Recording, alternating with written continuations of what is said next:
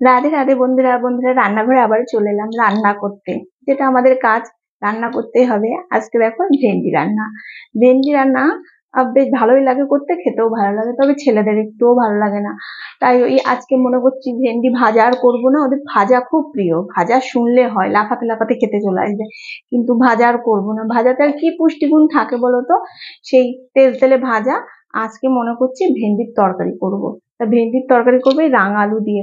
একটা রাঙালু তো পচে গেছে, অর্ধেকটা রয়েছে, আর এই যে পুরোটা লাগবে না, যদি এইটা দিয়ে কাজ চালাবো।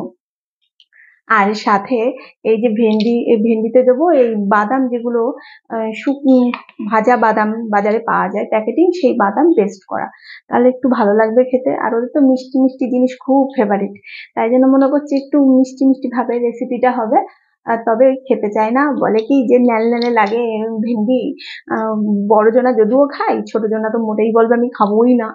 তাই জন্য মনে করছি আজকে একটু অন্যরকম করে দেবো। খাওয়ার আগে বলবো কি ভাজা করেছি, তারপরে খাইয়ে দেবো বলো কি তরকারি। ওরা তো এই এই ধরনেরই খায়। খাইয়ে দিলেই সব রকম খেয়ে নেয়, কিন্তু ওই নিজেদের হাতে দিলে নাড়াচাড়া নাড়াচাড়া করে কতক্ষণ সময় লাগে। তাই মনে করছি তরকারিটা করব, করে আজকে খাবো ভালো লাগলে। তাহলে এটাই রিপিট করব, বারবার এরকম ধরনের করে রান্না করব। একটু ভাজাটা তাহলে কম খাবে, ভাজা পেলে হয়। ভেন্ডি আলু দিয়ে ভাজা, ভেন্ডি শুধু ভেন্ডি ভাজা খুব ফেভারিট, মানে শুনলে খুব ভালো লাগে, কিন্তু তরকারি শুনলে ওরা দৌড়ে বাবা। তো চলো কাটা শুরু করি ভেন্ডি।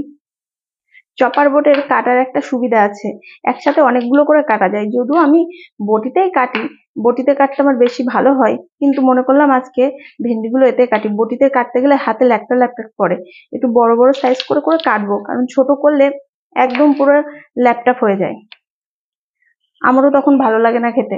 তাই ভাবছি একটু বড় বড় সাইজ করে করে ভেন্ডির তরকারিটা করব। আর ছোটগুলো একদমই শুধু মুখ আর পেছন দিকটা বাদ দেবো। তোমরা কেমন কি করে খাও অবশ্যই কমেন্ট করে বলো। আমাদের তো এরকম করে খেতে ভালো লাগে।